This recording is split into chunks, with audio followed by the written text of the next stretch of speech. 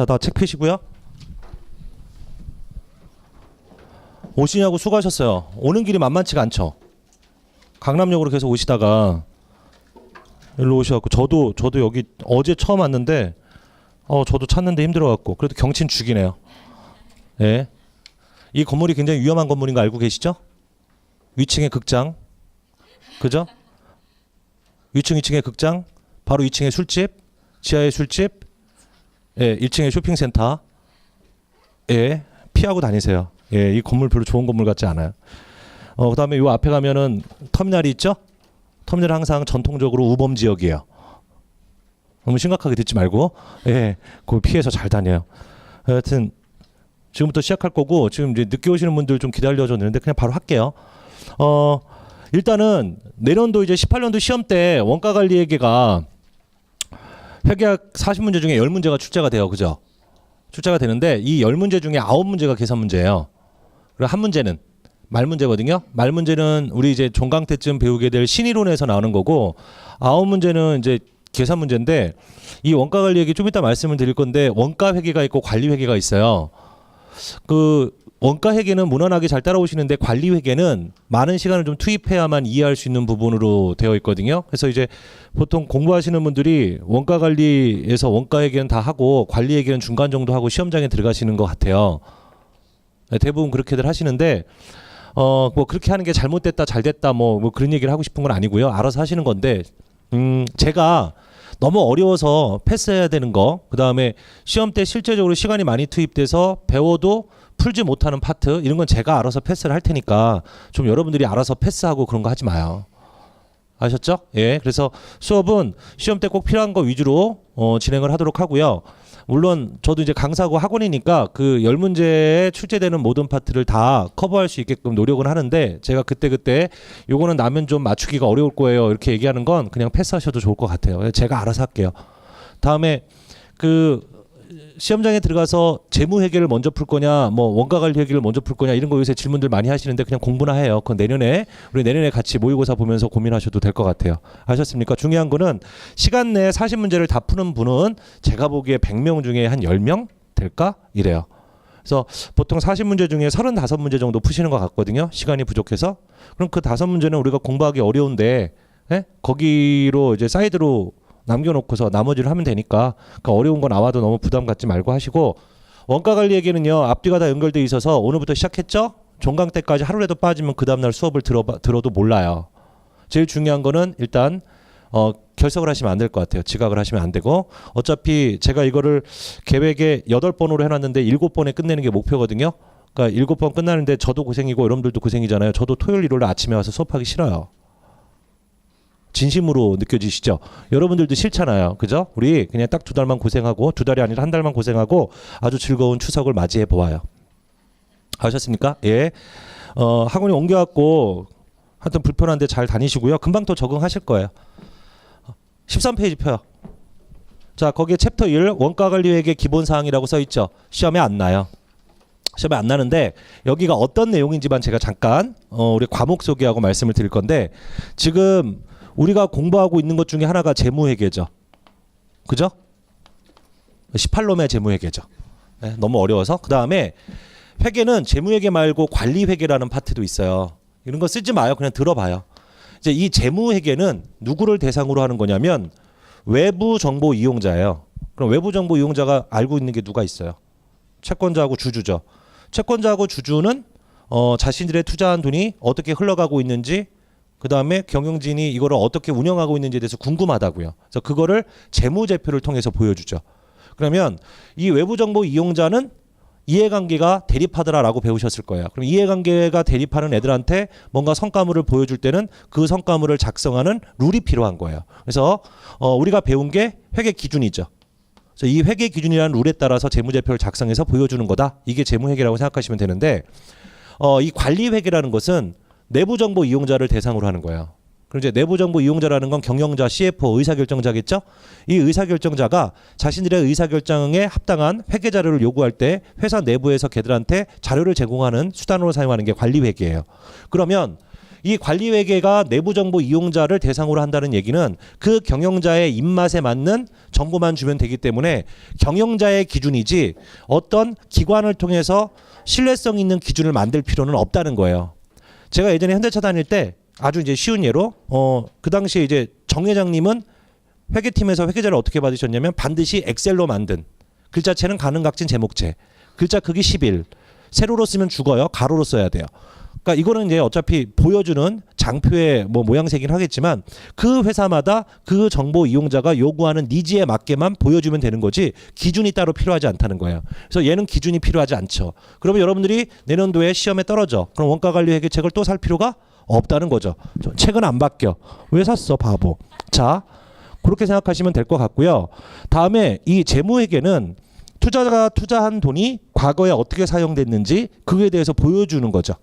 그럼 얘의 정보는 굉장히 과거 지향적이에요. 과거에 어떻게 사용됐는지를 보여주는 거기 때문에.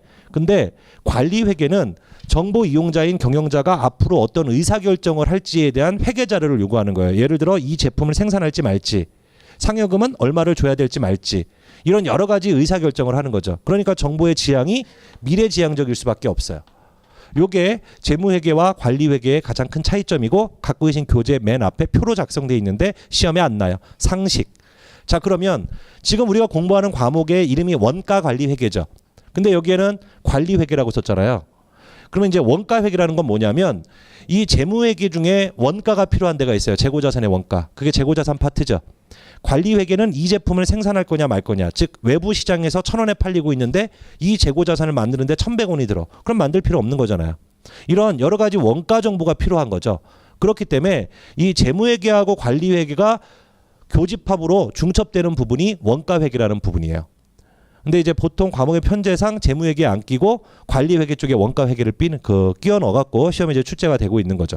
그렇게 이해하고 넘어가도록 할게요. 원가회계는 어떤 재고자산 등의 원가 정보를 제공하는 학문인 거고, 관리회계는 의사결정에 필요한 회계 정보를 제공하는 거고, 특별한 기준은 필요하지 않고, 그 다음에 정보의 지향은 미래지향적이다. 이렇게 이해하시면 될 것 같습니다. 됐습니까? 자, 그게 13페이지. 다시는 읽지 마요. 페이지 넘어가 봐봐요. 자, 14페이지 보시면 여러 가지 글들이 있는데 어차피 오늘 수업 듣고 다시는 읽지 않을 내용들로 되어 있어요. 앞으로 공부하는 요령은 앞부분에 있는 개론 내용을 착실하게 읽고 뒤에 있는 문제를 푸는 게 아니라 개론 내용 읽지 않고 그냥 문제만 계속 푸는 게 더 좋은 방법일 거예요. 그 문제가 딱 쳐다봤을 때 손이 바로 나가게끔 계속 무한 반복하셔야 돼요. 한 5회독 정도 하고 가시면 제 생각에 10문제 중에 8문제 정도는 맞추실 거예요. 예, 그렇게 하시면 되고, 그 14페이지 원가액의 목적, 오른쪽에 원가의 분류 이런 거 써 있는데 제가 이제부터 몇 가지 얘기를 좀 해볼게요. 한 번만 들어봐요. 보통 우리가 이제 원가회계라고 부르는 이제 이 원가가 뭐냐라는 건데, 이게 원가는 보통 수험서에 어떻게 정의가 되어 있냐면 특정 목적에 희생된 자원이에요. 특정 목적에 희생된 자원. 근데 이제 우리가 이 원가가 들어가는 말 중에 뭐가 있냐면 제조 원가라는 게 있고 이제 판매 원가라는 게 있어요. 뭐 예를 들어 연구 개발 원가. 자, 이제 이런 표현들을 많이 쓰죠. 그럼 이제 이 얘기는 뭐냐면 제조하는 데 들어간 돈, 판매하는 데 들어간 돈, 개발하는 데 들어간 돈이란 뜻이에요. 원가가 특정 목적에 희생된 자원인데 그건 굉장히 어려운 표현이고요. 그냥 특정한 행위에 쓴 돈이에요. 그러면 우리가 이제 이 제조 원가와 판매 원가와 개발 원가가 있을 때 재무회계에서 뭐를 배웠냐면 이게 자산이냐 이게 비용이냐를 배운 거예요. 그럼 예를 들어서 제조원가라는 건 재고자산을 만드는데 희생된 자원.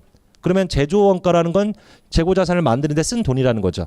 이거는 회계기준상 재무회계에서 뭐라고 하고 있어요? 자산인 거죠. 다음에 판매원가. 판매하는 데 들어간 돈이죠.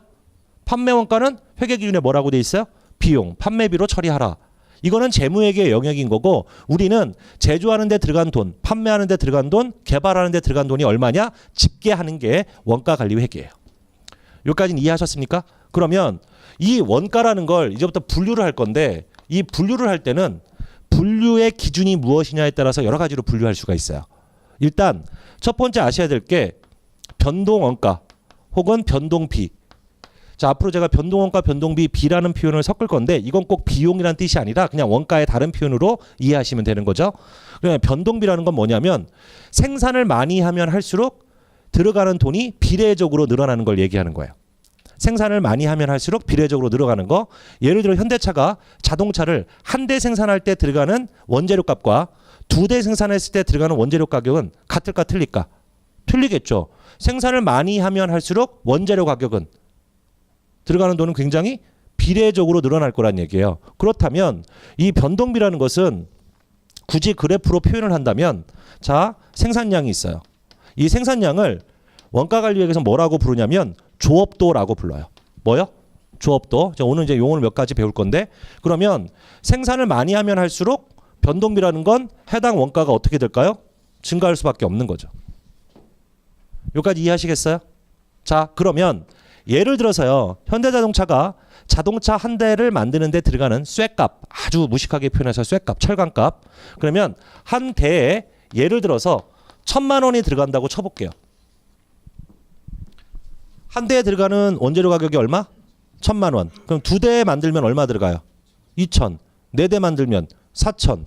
결과적으로는 특정한 생산량에 따라서 특정한 원가는 계속 비례적으로 늘어날 수밖에 없다는 거예요. 그러면 지금 이 그래프 얘는 총원가가 될 수밖에 없겠죠. 동의하세요?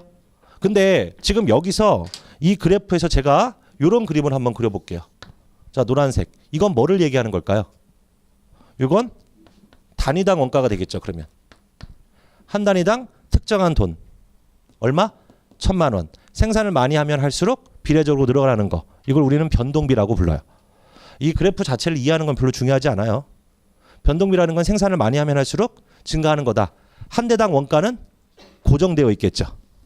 여기까지 동의하시죠? 다음에 지금 이 변동비 말고요. 이런 개념도 있어요. 고정비. 고정비에 대한 얘기를 한번 해볼게요. 예를 들어서요. 현대차 생산 공장이 저 아산에 있어요. 현대차가 이 아산에 있는 생산 공장의 토지를 자기들이 돈 주고 샀으면 되게 좋은데 그러지 못하고 남의 땅을 빌린 거예요. 남의 땅을 빌리면 매년 꼬박꼬박 임차료가 나가겠죠. 예를 들어서 1년에 임차료가 10억이라고 쳐볼게요. 그러면 남의 땅을 10억 주고 빌린 거죠. 자, 생산을 많이 하면 할수록 이 임차료는 증가할까요? 아니지. 생산을 하건 생산을 하지 않건 이 임차료는 어때요? 고정되어 있는 거예요. 즉 굳이 그림을 그린다면 조업도 즉 생산량이 늘어도 해당 총원가는 일정하게 유지가 되는 거죠. 우린 얘를 뭐라고 불러요? 고정비 혹은 고정원가라고 부르는 거예요. 용어를 배우고 있는 거예요. 근데 문제가 이제 뭐냐면 1년에 10억이면 한 대당 얼마냐의 문제가 생길 수 있어요. 맞죠? 굳이 산식으로 표현을 한다면 10억 나누기 생산량 Q.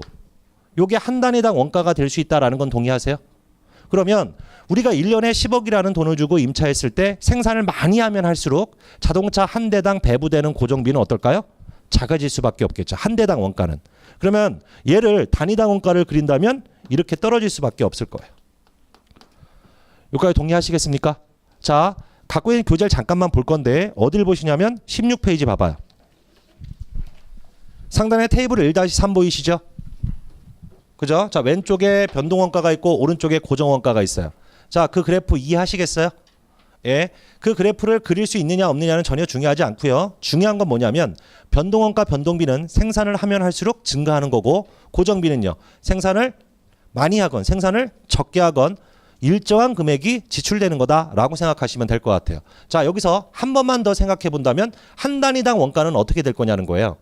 변동원가는 한 단위당 원가가 어떻게 될까? 일정하겠죠. 단위당 원가는. 고정비는요. 한 단위당 원가는 생산을 많이 하면 할수록 작아지더라. 이제 이렇게 이해하시면 될 것 같습니다. 됐습니까? 자, 다음에 자 이제 요 그래프 잠깐만 지워볼게요. 갖고 계신 교재 왼쪽 밑에 봐봐요. 용어 좀 알게요.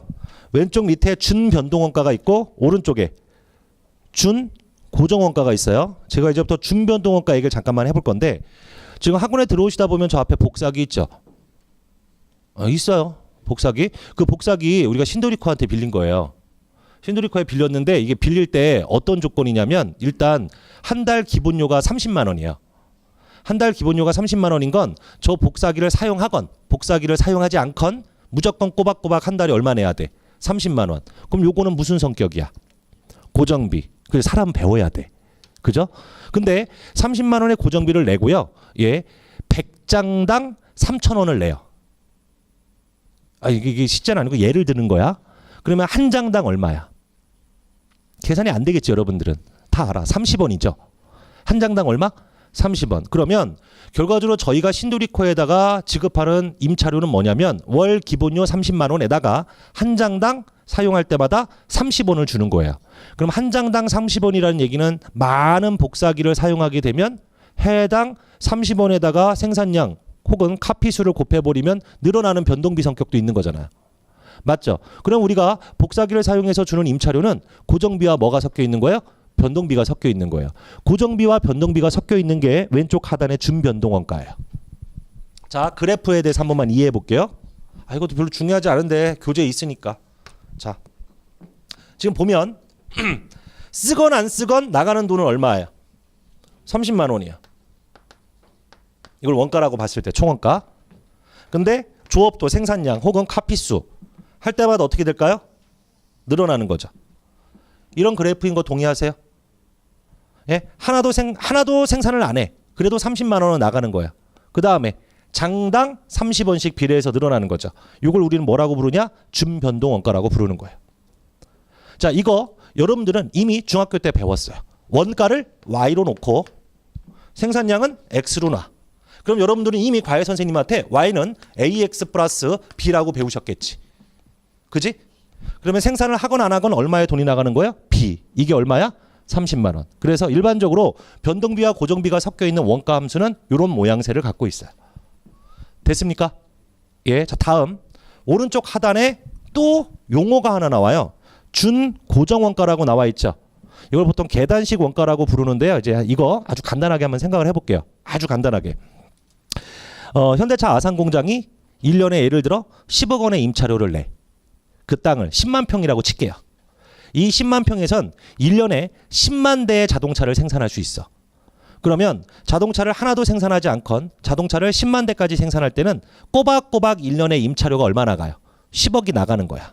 고정비로. 근데 이제 문제가 뭐냐면 너무 잘 팔려.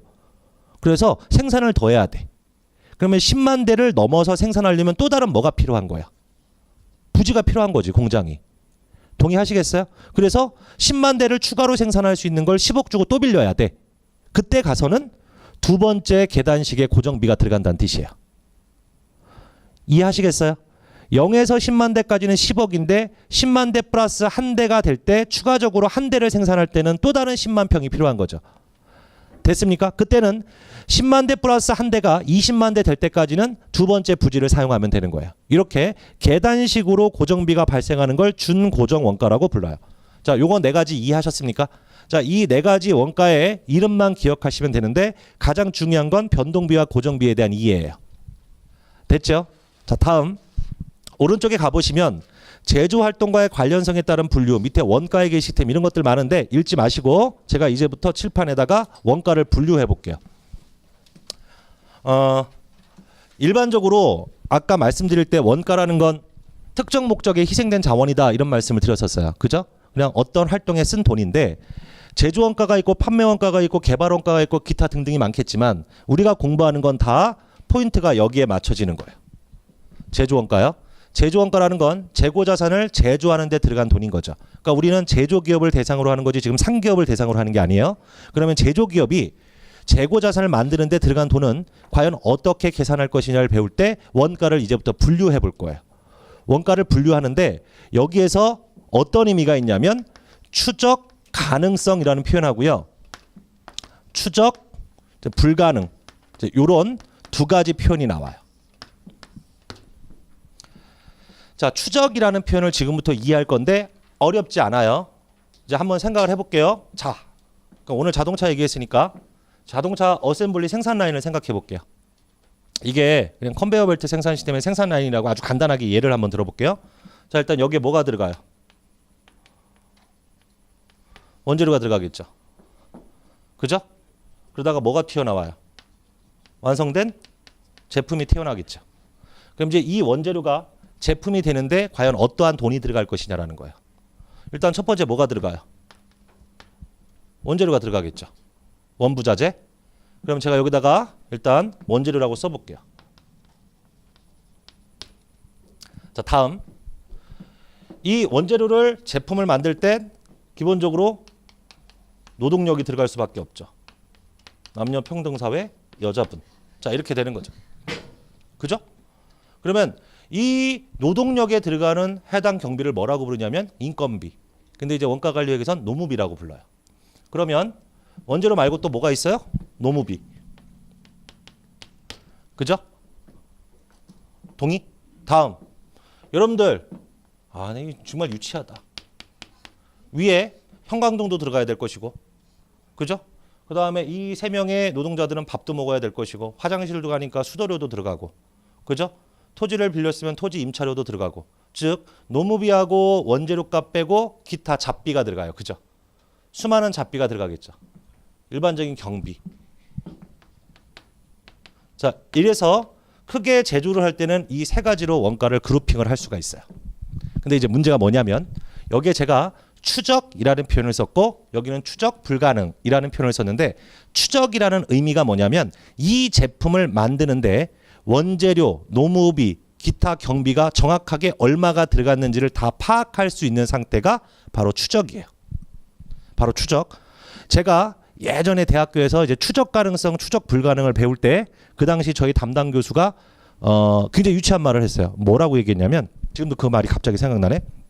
자기하고 자기 친구 둘이 짜장면 집에 갔대요.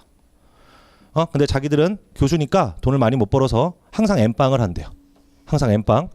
그래서 옆에 교수님하고 친구 교수님하고 자기하고 이제 중국집에 갔어요. 그 당시에 저희 학교 앞에 홍콩 반점이라고 둘째 딸이 굉장히 이쁜 중국집이 있었어요. 유명했죠.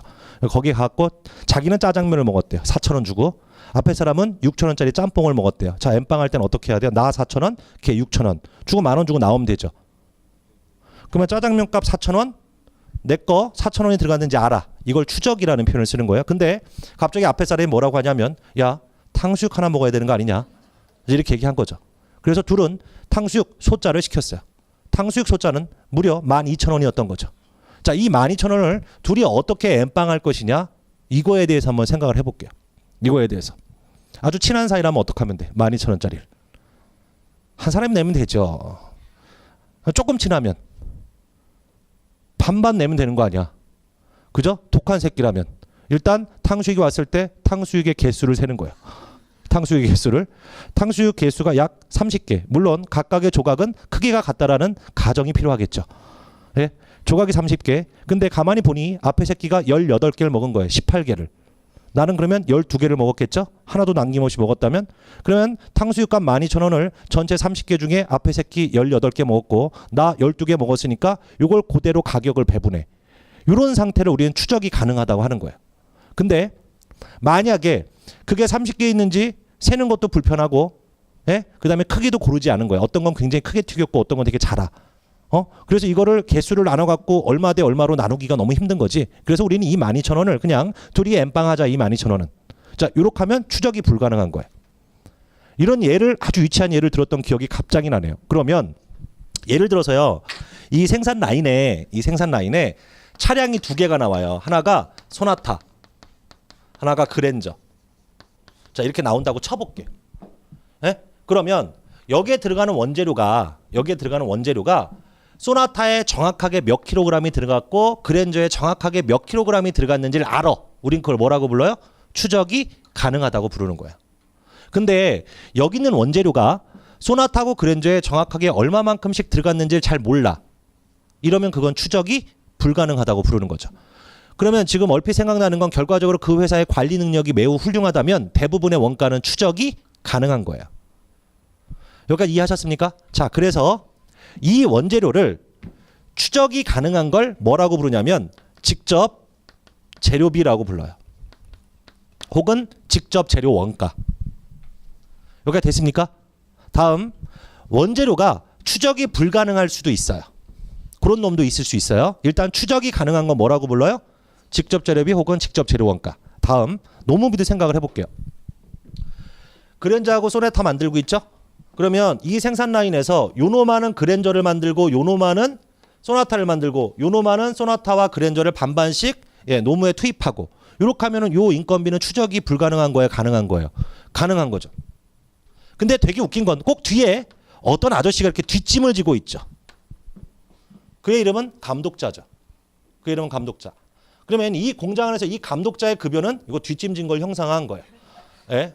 여러분들이 되게 심각해갖고 유머가 없어서 그래. 예. 공부도 못하고 유머도 없고 예, 뭐 좀 그렇잖아요, 여러분들. 그래서 그럼 이제 이 감독자의 급여를 한번 생각해 볼게요. 일단 기본적으로 제조 원가라는 건 공장에서 발생한 원가거든요. 공장이 존재하는 이유가 뭐야?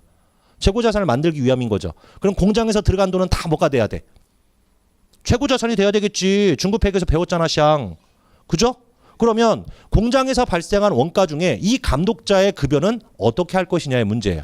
이 감독자는 직접적으로 소나타나 직접적으로 그랜저를 만드는 건 아니란 얘기야. 아니란 얘기야. 이 전체 인원을 관리 감독하는 거죠.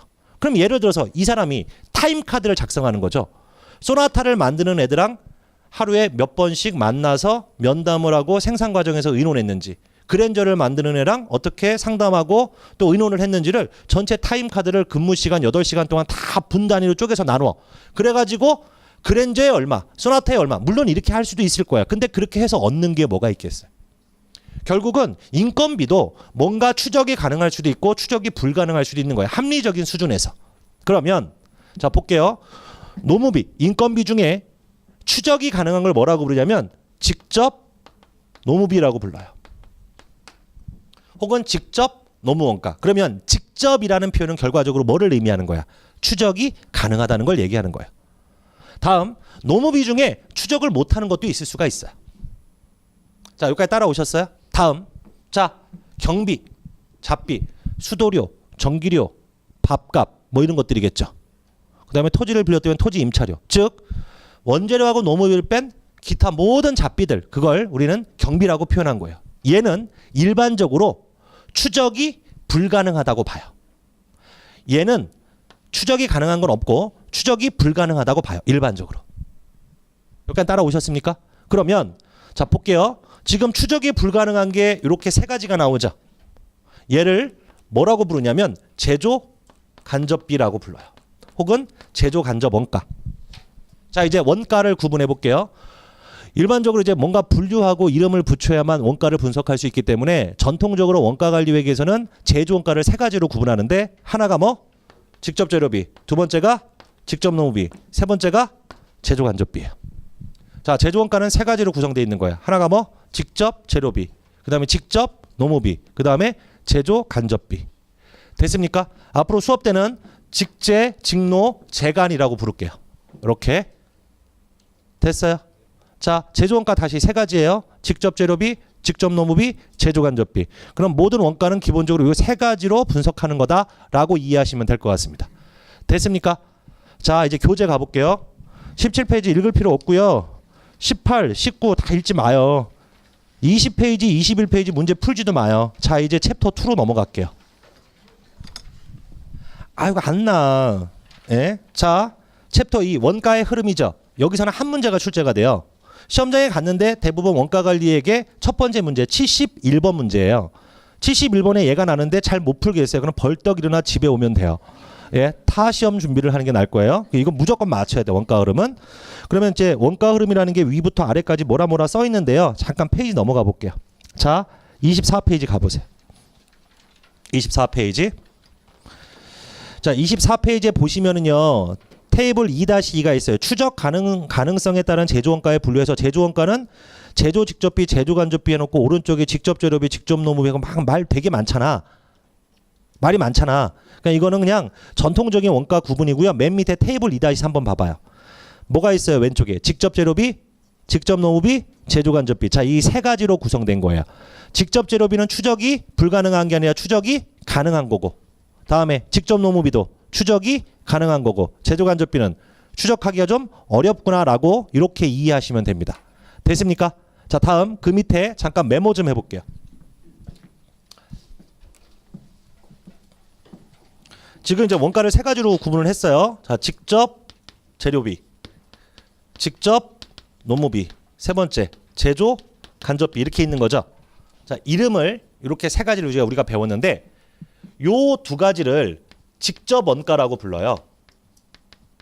또는 기초 원가. 교재에 보면 다 나와 있는데요. 그 읽기 귀찮잖아요. 우리 안 읽을 거니까 거기다가 잠깐 메모 좀 해놔요. 열심히 공부해 보아요. 금요일 밤에 술 먹기 없기. 치사하게. 저 술이 너무 좋아요 요새. 진짜 너무 좋아요. 요새는 소주 3병을 먹어도 안 채. 너무 좋아요 너무. 어젯밤도 안 먹었어요. 오늘 개강만 아니었으면 어제 한 잔 먹었는데 어제 재가령군 관세사가 저녁 때 술 먹자고 그렇게 문자를 8통을 보냈는데 제가 쌩 무시를 했죠. 예. 안 먹었어요. 개강 때문에. 자 쓰셨죠? 다음에 여러분들 요 2가지를 묶어서 전환원가라고 불러요. 혹은 가공원가. 여러분들 저하고 중급회계 공부할 때 첫날 개강 때 재고자산 배우셨죠? 그때 전환원가라는 말 표현 나왔던 거 기억나? 나중에 배운다고 했었잖아. 그게 오늘이야. 그게 오늘. 그래서 요 2가지는 전환원가라고 부르는데 이게 가공원가, 전환원가의 의미가 뭐냐면 이 원재료를 제품으로 전환시키는 데 들어가는 부수적인 원가라는 뜻인 거예요. 그러니까 용어는 반드시 알고 가셔야 돼요. 직접 재료비, 직접 노무비를 뭐라고 불러? 기초원가. 다음에 직접 노무비, 제조간접비 뭐라고 불러요? 전환원가 혹은 가공원가. 이제 이렇게 부르겠다는 거죠. 됐습니까? 자, 해서 여기까지가 여러분들 24페이지까지의 원가의 분류였어요. 자, 이제 시험에 나오는 걸 배울 건데 그게 25페이지부터 나와 있는데 원가관리회계 공부하실 때 그 개론서에 있는 글 읽어보면 뭔가 이해할 수 있고 내용이 있다. 전혀 그렇지 않아요. 100% 수업에 의존하셔야 돼요. 개론서 자체를 두꺼운 거 CPU용 교재로 보셔도 이해가 안 갈 수밖에 없어요. 여기는 수업을 잘 들으셔야 되니까 제 말 놓치지 말고 잘 들어요. 그럼 제가 이제부터 매출원가가 얼마고 그 다음에 기말 재고자산이 얼마고 제공품은 얼마고 원재료는 얼마고 이렇게 원가의 흐름에 따라서 재무제표로 이어지는 걸 설명을 드릴 건데 공장의 플로우에 대해 생각을 해볼게요. 다시. 자, 뭐가 들어가요? 원재료가 들어가죠. 특정한 날을 정하면 공장에 만들다 만 개 있어. 그걸 우리 뭐라고 불러요? 제공품. 다음에 완성된 건 뭐예요? 제품인 거죠. 우리 재무회계에서는 재고자산 계정 과목이 원재료, 제공품, 제품이죠. 이 안에 들어가는 원가의 속성을 원가관리회계에서는 직접재료비, 직접노무비, 제조간접비라고 부른 거지만 직접재료비, 직접노무비, 제조간접비는 특정한 계정 과목이 아니라 그냥 원가관리회계에서 그룹핑하기 위해서 우리끼리 부르는 용어들이에요. 이게 재무제표에서는 이렇게 표현되는 거죠. 원재료, 제공품, 제품. 여기까지 이해하셨어요? 그러면 결과적으로 어떤 원가의 흐름은 원재료부터 제공품을 거쳐서 뭐가 되는 거예요? 제품이 되는 거죠. 여기까지는 이해하셨습니까? 그럼 제가 이제부터 저 원재료에서 제품으로 이어지는 T1장을 하나 그릴 건데 시험장의 이쪽 파트는 제가 지금부터 그리는 T1장을 그리셔야만 답이 나올 거예요. 거기 교재 25페이지에는 그 T1장을 글로 표현되어 있는데 그렇게 해갖고 외워갖고 절대 못 풀어요. 제가 T1장으로 설명을 드린 다음에 쓰는 시간을 드릴 테니까 한 번만 좀 천천히 들어봐 주세요. 네? 쓰지 말고. 아니 이 칠판은 지워지질 않아요. 지저분하고 더럽고. 예. 자, 제가 T1장 하나만 그려볼게요. 가뜩이나 못 쓰는 것인데 칠판이 지저분하니까. 자, 이거 T1장이에요. 이 T1장의 계정 과목은 제공품이에요. 여러분, 제공품은 자산이에요, 부채예요? 참 어리숙한 질문임에도 불구하고 대답하지 못하는 저들. 자산이죠. 자산. 자산은 이게 뭐예요? 기초, 그 다음에 증가, 감소, 기말인 거죠. 동의해요? 맞죠? 자, 그러면 제공품은 기초, 증가, 감소, 기말인데 하나만 볼게요. 제공품이 감소한 이유가 뭘까? 완성됐기 때문이겠지. 제품으로. 그러면 제공품 다음 계정 과목은 뭐가 나와야 돼? 제품 계정 과목이 나와야 되겠죠, 여러분들. 그지? 그럼 제품도 기초, 증가, 감소, 기말이겠지. 제품이 왜 증가했을까요? 사와서라는 말 하지 마요. 이거 지금 공장이야. 만든 거지. 그럼 결과적으로 지금 요게 요렇게 대체가 되는 거네. 제공품이 감소한 건 곧 뭐를 의미하는 거예요? 제품이 증가한 걸 얘기하는 거예요. 요거 동의하세요? 다음. 제품은 왜 감소했을까? 팔렸으니까. 왜 그래? 너 왜 그래? 미안해. 작게 얘기할게. 요거 제품은 왜 이거 왜 감소했을까요? 제품은 이게 매출원가죠. 매출원가. 아, 나 아침부터 왜 그래. 요거는 동의하시겠어요? 예. 여러분들 재무상태표는 기말에 작성하는 거죠. 기말에. 그러면은 결과적으로 제조기업의 재고자산은 기말 제품, 기말 제공품은 표시가 되겠네요. 그죠? 뭐 그 정도는 상식적으로 아시면 되고. 다음 제공품이라는 계정은 결과적으로 이제 이 재고자산을 만드는 거예요. 재고자산을 만드는 건데 뭐부터 시작할 수밖에 없어요. 그죠? 이제 여기다가 원재료 한번 써볼게요. 원재료 기초 증가 감소 기말이죠. 맞죠? 원재료가 증가한 이유는 뭐예요? 원재료를 사왔기 때문인 거죠. 그래서 얘는 원재료 구입 이렇게 생각하면 되겠네요. 매입이라고 보통 표현하죠. 이제 원가 관리에서는 보통 원재료 구입. 그러면 기초에 뜨는 원재료에서 사가지고 왔죠. 그 중에서 원재료가 감소한 이유가 뭘까? 사용했기 때문인 거죠. 원재료를. 그럼 원재료를 사용했으니까 어디로 넘어갈까? 그때부터는 원재료를 사용한다는 건 만드는 과정인 거고 만드는 과정의 계정 과목이 뭐죠? 제공품이니까. 요까지 뒷분들 다 이해하셨어? 예. 그러면 원재료가 감소한 건 결과적으로 얘가 직접 재료비란 뜻인 거예요. 네? 아니, 추적이 불가능한 거 없다고 가정할게. 원재료가 감소한 건 뭐? 직접 재료비 혹은 직접 재료원가. 그 다음에 여러분들 재무회계에서 배웠죠. 비용이나 수익 계정은 T1장 안 만들죠. 원래 이제 회사 실무에서 만들게 만드는데 수업 목적으로는 그냥 수익 비용은 T1장 안 만들잖아요. 그래요. 예, 알았어요. 그렇고 하여튼 직접 재료비요. 그 다음에 두 번째 우리가 이제 제공품은 결과적으로 제공품이 증가했다는 거는 의미하는 게 생산을 시작했다는 뜻인 거잖아. 제공품이 오래 증가한 거는 생산을 시작한 거예요. 그러면 생산할 때 들어가는 원가가 뭐가 있어요? 직접 재료비 말고.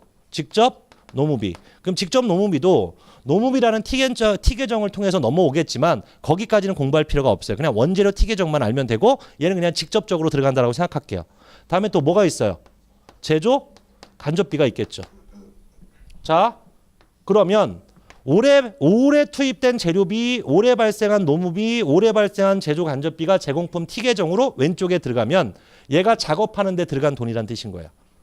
여기까지 이해하셨습니까? 자, 이게 전체적으로 원재료, 제공품, 제품으로 이어지는 T 계정이고요. 시험은 이 T 계정 중에 특정 계정 과목의 숫자를 제시하고 나머지 계정 과목을 찾아라 이거예요. 차대를 맞추는 과정이에요. 자, 이랬을 때 용어가 굉장히 중요한데요. 지금 여기 1번, 2번, 3번 있죠.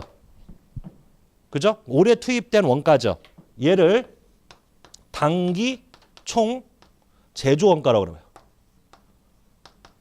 단기 총 제조 원가. 이렇게 부르는 거고요. 다음에 제공품 중에 제품으로 대체된 거 있죠. 완성된 거. 얘는 단기 제품 제조 원가라고 불러요. 자, 단기 총 제조 원가와 단기 제품 제조 원가의 이름이 유사하기 때문에 얘를 숫자를 주면 요로 쓰고 얘를 숫자를 주면 요로 쓰는 실수가 굉장히 많죠. 그렇게 실수해서 딱 보기를 보면 답이 있다. 예, 출제자도 요 용어의 혼동 때문에 틀리는 걸 알기 때문에 그래서 용어를 명확하게 알고 가셔야 돼요. 자, 일단 여러분들은 챕터 2에서 배워가야 될 내용이 뭐냐면 원재료가 제공품을 통해서 제품으로 이어지는 이 T1장 프로세스를 그릴 수 있느냐가 제일 중요해요. 자, 지금부터 잠깐 시간 될 테니까 한 번만 그려보고요. 심판 여기 좀 비춰주세요.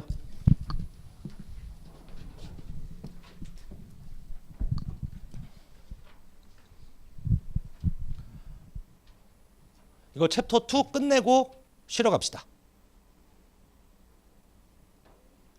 뭔가 끝날 때를 대비해서 지금 담배 준비하고 계신 분들 챕터 2를 끝내고 쉬도록 하겠습니다.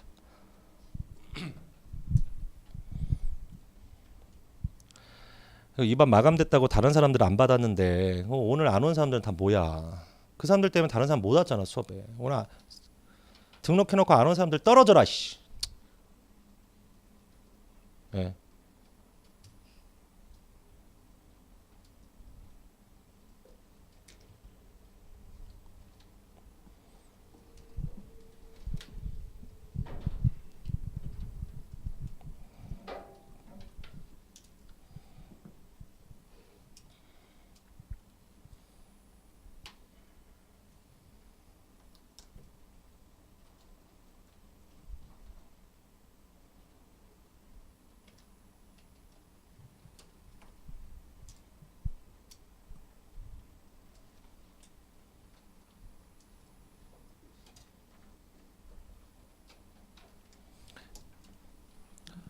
플로어 자체는 이해하시겠어요? 예. 저 뒤에 분들 이해하신 거죠?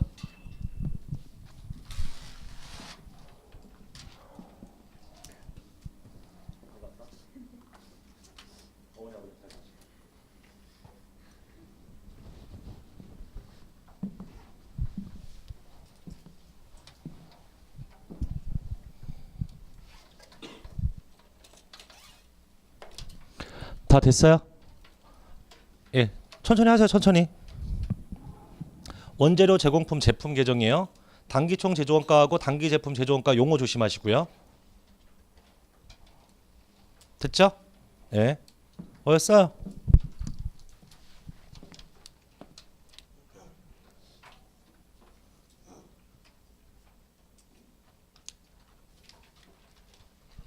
자, 해도 됩니까? 자, 26페이지 봐봐요. 26페이지, 27페이지, 28페이지 막 분계 있죠. 회계 처리. 우리 원가 관리 회계에서 분계 절대 시험에 안 나요. 예? 그냥 이거는 이해를 돕기 위해서 써놓은 건데 제 생각에는 이 분계가 여러분들의 이해를 방해하고 있어요. 보지 말고 29페이지에 이그젠플 2-1로 제가 숫자를 써놓고 설명하기 위해서 써놨는데 이거 무시하셔도 좋고 34페이지부터 연습 문제 나오는 거 직접 한번 해결해 볼게요. 자, 앞으로 제가 연습 문제 한 절반 정도 풀어드릴 거거든요. 나머지 절반은 안 나기 때문에 안 풀어주는 게 절대로 아니에요. 그건 여러분들이 풀어보셔야 돼요. 아셨습니까? 반드시. 예. 자, 34페이지부터 할 건데요. 일단 지금 칠판에 써드렸던 거에 대해서 같이 한번 고민을 해볼게요. 뭐부터 볼 거냐면 35페이지에 04번 가볼게요. 자, 제가 풀 건데 문제를 한번 읽어볼게요. 주식회사 금강이라는 회사가 단기 완성품의 전부를 그 제조 원가에 몇 퍼센트의 이익을 가산해서 판매해요. 원가에다가 20%의 이익을 가산해서 팔고 있어요. 다음. 얘는 매출의 20%가 이익이고 매출의 80%가 원가야. 그 뜻이 아니에요. 원가에다가 20%를 더해서 판매 금액을 결정한다는 뜻인 거고, 밑에 보니까 직접 재료비 6만 원, 직접 노무비 5만 원, 제조 간접비 10만 원, 기말 제공품 2만 5천 원, 매출액 24만 원 이란 자료가 나와 있어요. 자, 문제는 뭐를 물어보고 있냐면 기초 제공품 원가가 얼마인지를 물어본 거죠. 그죠? 그럼 이제부터 한번 생각을 해볼 건데 기초 및 기말 제품 재고 있어 없어요? 없다라고 문제 단서에 나와 있어요. 이렇게. 동의하십니까? 그러면 매출원가를 계산할 건데 되게 웃긴 건 이 회사는 원가에다가 원가의 몇 퍼센트? 20%를 가산해서 팔고 있으면 얘가 곧 매출액이 되겠죠. 이건 동의하세요? 자, 이제 같이 계산해 볼게요. 그러면 원가 곱하기 큰 가로 열고 1 플러스 20%는 매출액 얼마예요? 24만 원인 거죠. 그러면 이 원가는 1.1로 나눠주니까 얼마가 나와요? 20만 원이 나온다는 사실을 알 수가 있어요. 동의하십니까? 그러면 이 매출원가에 우리는 뭐를 넣으면 돼? 20만 원 넣으면 되고 얘는 얼마면 돼? 20만 원인 거죠. 왜? 얘가 0이고 얘가 0이니까. 맞아? 그러면 얘도 다시 얼마가 되면 돼? 20만 원인 거죠. 자, 그리고 한번 살펴볼게요. 기말 제공품 얼마라고 써 있어요? 2만 5천 원인 거죠. 그럼 오른쪽 합계 금액은 22만 5천 원이에요. 그럼 왼쪽 합계도 얼마예요? 22만 5천 원인 거죠. 맞습니까? 동의? 자, 이제 직접 재료비, 직접 노무비, 제조 간접비 숫자가 주어져 있어요. 직접 재료비 얼마? 6만 원. 직접 노무비는 5만 원. 제조 간접비는요? 얼마? 10만 원. 이렇게 써 있는 거죠. 그죠? 그러면 단기총 제조원가의 합계 금액이 얼마 나옵니까? 21만 원이죠. 그럼 이거만 얼마일 수밖에 없어요? 15,000원인 거죠. 자, 이런 식으로 플로어에 대한 시험 문제가 출제가 되는 거예요. 이해하셨어요? 예. 그럼 이 문제는 집에서 여러분들이 풀어보시고 제가 지금부터 한 문제를 풀어보게 할 테니까 시간 드릴 테니까 풀어보시는데 앞으로 계산기 갖고 다니세요. 해도 되죠? 자, 36페이지에 06번 문제가 있어요. 36페이지에 06번 풀어보세요. 07번까지 이어지는 문제니까 06번, 07번 T계정 그려놓고 답을 한번 내보세요.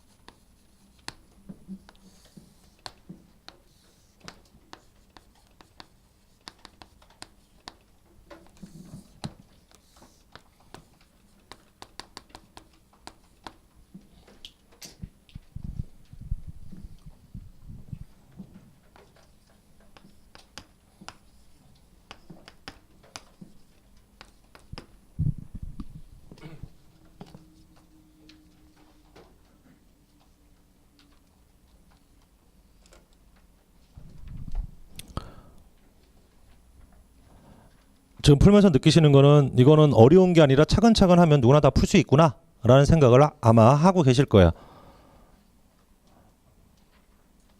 하셨어요? 천천히 볼까요? 원제로 봐봐요. 기초 기말 숫자가 아예 나와 있죠. 3100 다음에 3500 다음에 그 밑에 자료 보시면 원재료 매입액이 41,750원인 거 보이세요? 그러면 원재료 매입액은 일로 가야죠. 그죠? 이렇게도 하셨어요.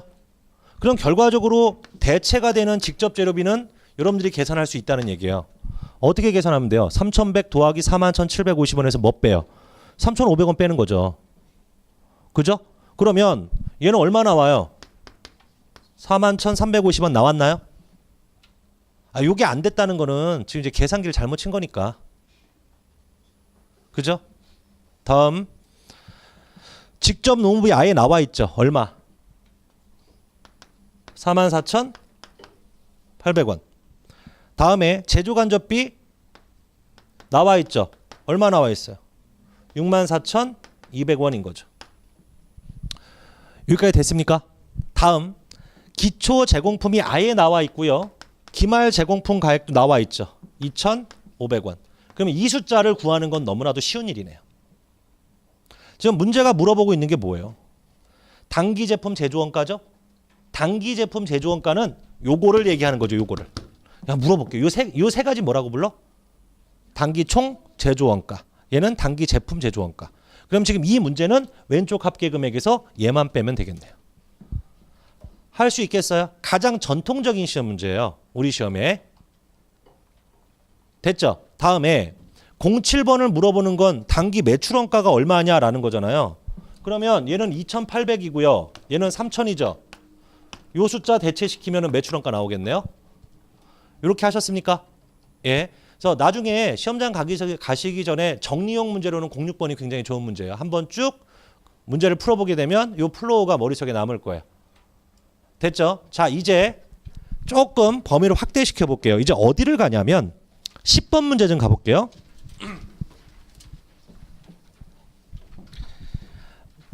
자, 이제 제 얘기 잘 들어요. 문제 풀기 전에 여러분들 제조 원가라는 건 재고 자산을 만드는 데 들어간 돈이에요. 그죠? 그러면 재고 자산을 만드는 장소가 어디예요? 공장이죠. 그럼 본사라고 표현되는 거는 일반적으로 수업 목적으로는 본사에서도 제조할 수 있긴 있거든요. 본사에다 공장 놓으면 되니까. 근데 이제 보통 본사라는 표현은 영업, 관리 이런 의미이기 때문에 본사에서 발생한 경비는 절대로 제조원가가 되지 않는 게 수업 모델이에요. 다음 연구개발원가 이런 것 또한 마찬가지고요. 결국 제조원가라는 건 팩토리, 공장에서 발생한 거다라고 생각하시면 돼요. 자, 다음 두 번째. 그럼 공장에서 발생한 원가를 우리는 세 가지로 분류했죠. 직접 재료비와 직접 노무비. 그건 뭔지 알 거라고. 그럼 제조간접비라는 건 도대체 뭐냐? 공장에서 발생하는 기타 잡비죠. 공장에서 발생하는 기타 잡비에 수도료, 전기료만 있는 건 아니에요. 뭐가 있느냐 또. 가장 대표적인 게 감가상각비예요. 뭐라고요? 감가상각비. 공장에 기계 있죠. 공장에 기계가 있는 이유가 뭐야? 제조하려고 있는 거죠. 그럼 공장 기계에서 발생한 감가상각비는 뭐가 돼야 돼? 제조원가가 돼야 되죠. 이래서 중구폐계 유형자산 감가상각비 우리가 공부할 때 이론형 문제 출제되는 것 중에 감가상각액은 타 자산의 장부금액에 포함되지 않는 한 비용으로 인식한다라는 규정이 있었던 거 기억나시죠? 바로 그때도 언급을 했었죠. 그러면 우리가 제조간접비라고 부르는 거는 보험료도 있을 수 있고 수도료, 전기료도 있지만 또한 뭐가 들어가야 된다? 감가상각비죠. 그러면 그 감가상각비는 공장에서 발생한 감가상각비만 제조간접비가 되는 거지 본사에서 발생한 감가상각비는 그냥 판매비와 관리비인 거예요. 이해하셨습니까? 즉 공장에서 발생한 모든 원가는 제조원가야 이렇게 이해하시면 될 것 같아요. 자, 이제 10번을 보도록 할게요. 우리 시험의 기출문제인데요. 제가 잠깐 시간을 드릴 테니까 풀어봐봐요.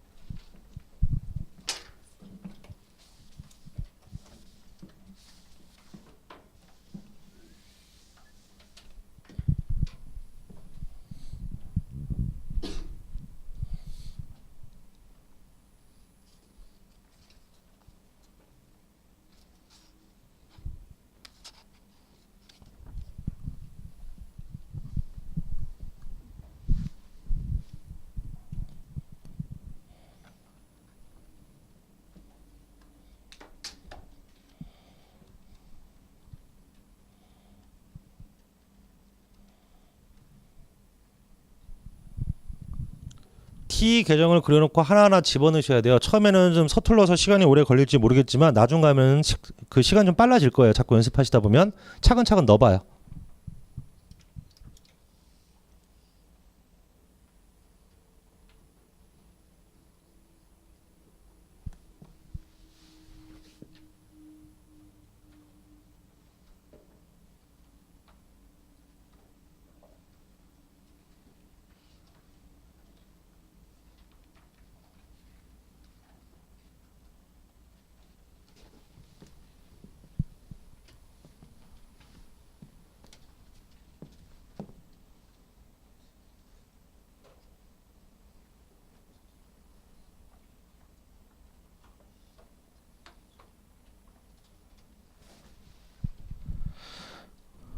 재료 재고가 뭐예요? 시험 문제를 내도 참 무성해요. 그죠? 우리 재료 재고 기초 원재료 얘기하는 거겠죠? 원재료 기초 200원, 원재료 기말 100원이죠.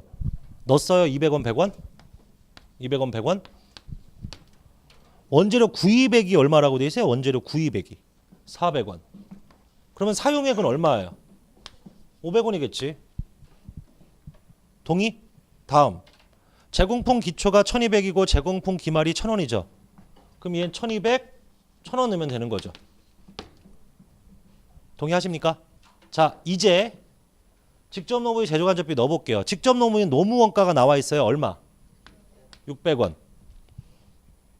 그죠? 그 나와 있어서 쓴 거야. 내가 계산한 게 아니라.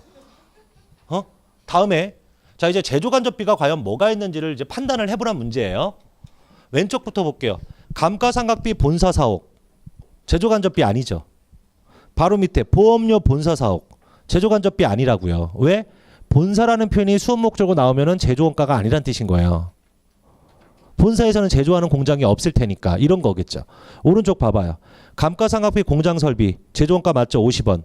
보험료 공장설비 100원. 공장에서 나간 거니까 뭐예요? 공장 때문에 나온 거야? 제조원가. 다음 바로 밑에 기타 제조경비 300원. 그러면 제조간접비 얼마라고 판단하면 돼요? 450원인 거죠. 이해했습니까? 예, 2014년도 우리 기출문제예요. 근데 이제 우리 시험에 아주 독창적으로 나온 게 아니라 타 시험에 나왔던 거 그대로 나왔어요. 숫자만 바뀌고. 원래 그래요. 예, 원가관리에게는 응용문제 따위는 없어요. 나은 거 또 나고 숫자만 바뀌어서 나니까. 자, 그러면은 요쪽 파트 금액을 구하는 건 어려운 일이 아니겠네요. 이해하셨습니까? 자, 해서 기본적으로 시험 문제 어떻게 출제되는지 어떻게 풀 건지 배웠고요. 난이도를 조금 높여볼 건데 뭐를 보시냐면 40페이지의 13번 문제예요. 자, 일단 한번 풀어봐봐요. 어떻게 푸는지 한번 그 꼴 좀 한번 봅시다. 한번 풀어봐봐요.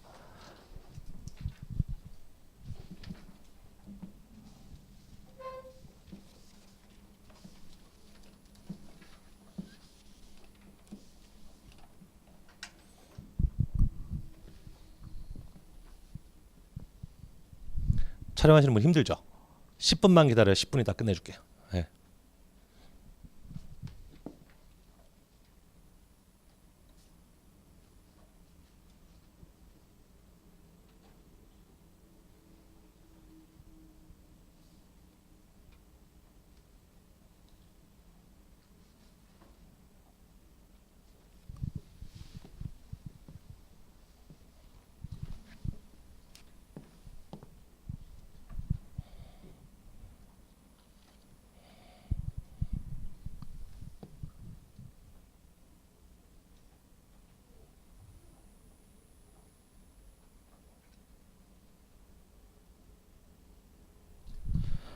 지금 여기 직접 재료액의 증가 15,000원을 과연 어떻게 풀어낼 것이냐가 문제인 거예요. 사실. 그죠? 기초 기말 숫자를 임의로 넣어야 되는 거냐 말아야 되는 거냐 지금 이 얘기인데요. 제가 하나 얘기 좀 해볼게요. 지금 직접 재료 구입액이 43만 원이죠. 여러분들 그죠? 근데 이제 직접 재료액의 증가가 15,000원이라고 돼 있죠. 원재료라고 표현 안 돼 있지만 직접 재료라고 나와 있으면 그냥 원재료라고 생각하고 풀 수밖에 없는 거예요. 시험 문제에선. 그럼 직접 재료액이 15,000원 증가했으면 저 같으면 15,000원 증감으로 나오면 0 놓고 15,000원 놓을 것 같아요. 15,000원 증가했으면. 근데 이게 제가 정말 질문을 많이 받아요. 제가 이거 질문을 에? 이거 0이 아니라 10,000원이면 어떡할래? 이렇게 물어보시는 분 정말 많아요. 제 학생 상담단에. 그때마다 저는 정말 성의 있게 답변 드려요. 어떻게 하냐? 이게 0이고 15,000원이면 이 숫자가 얼마예요? 일단은 41만 5천 원이죠, 여러분들. 그죠? 근데 만약에 기초가 너 2만 원이었으면 어떡할래? 그럼 얘는 얼마였을까? 3만 5천 원이겠죠. 15,000원 증가했으니까. 그래도 이 숫자는 얼마예요? 41만 5천 원이에요. 변동이 있어 없어? 없지. 물어보지 마요. 이해했어요. 그래서 증가로 나오면 한쪽을 0으로 놓는 거예요. 감소로 나오면 반대편을 0으로 놓으면 되는 거죠. 무슨 말씀드렸는지 이해하셨어요? 그러면 지금 13번 같은 경우에는 우리가 이제 재료비가 대체된 금액이 41만 5천 원이니까 여기다가 41만 5천 원 써놓으면 되는 거지. 다음에 지금 여기서 또 볼게요. 직접 노무비 제조간접비 나와 있죠. 아예 문제 20만 원 30만 원 나와 있는 거 보이세요? 맞죠? 다음 지금 여기서 연초 및 연말에 제공품이 없다라고 했으니까 0 놓고 0 놓으면 되는 거예요. 그럼 일단 제공품 계정은 다 완성이 된 거라고요. 왼쪽 합계 금액 얼마 나와요? 91만 5천 원. 자, 얘가 91만 5천 원으로 대체되는 거죠. 그죠? 아니야? 맞잖아요. 다음 나 수업 좀 했어. 나 오늘 8시 반에 왔어요. 내 책을 1시간 반을 봤어요. 그래서 내가 이거 외운 거잖아 지금. 다음. 아 이거 원가관리에게 가르치는 게 얼마나 불편한데요. 더하기 빼기 그 자리에 안 되면. 애로사항이에요. 자 다음. 거기 네모 박스에 보면 제품 재고액의 감소가 3만 5천 원이라고 돼 있는 거 보이세요? 그럼 요거는 어떻게 쓰는 게 좋아요? 3만 5천 원이 감소했다고 시험에 나오면. 얘를 3만 5천 원 놓고 얘를 0으로 놓으면 되는 거예요. 반대편을 0으로 놓으면. 야 너 이거 그러면 5만 원이면 어떡할래? 그럼 15,000원 놔봐. 그럼 똑같아 결론은. 여기까지 이해했죠? 자 이제 매출원가 값 나왔네요. 그래서 시험 문제는 기초 기말의 숫자를 제시하거나 아니면 증감으로 이렇게 표현되는 경우가 되게 많아요. 다음에 거기 판매비 4만 5천 원은 관련 자료가 아니죠. 이거 우리 중급회계에서 한번 속아봤잖아. 매출 누님. 판매비는 재고자산 T계정에 영향을 주는 그런 숫자가 아니더라라는 것이죠. 됐죠? 자 다음에 13번 정리되셨으면 14번은 유사한 문제니까 넘어가니까 집에서 여러분들이 풀어보시고요. 자 이제 한 문제만 더 풀고 저는 이제 정리를 할게요. 17번 가볼게요. 17번. 자 풀어봐봐요.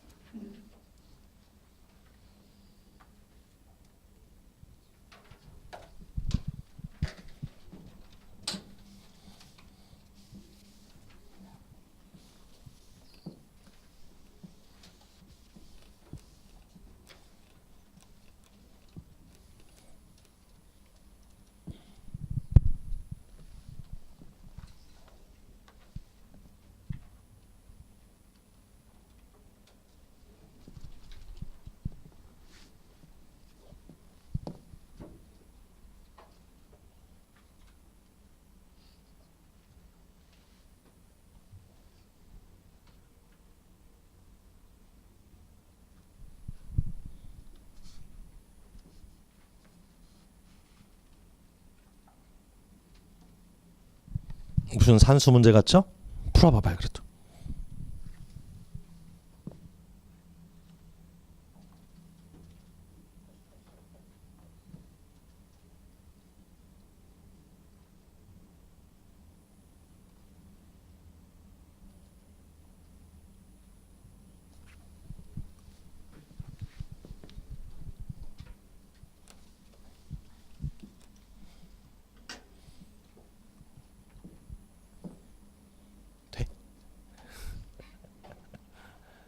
이런 식의 문제가 되게 많이 나.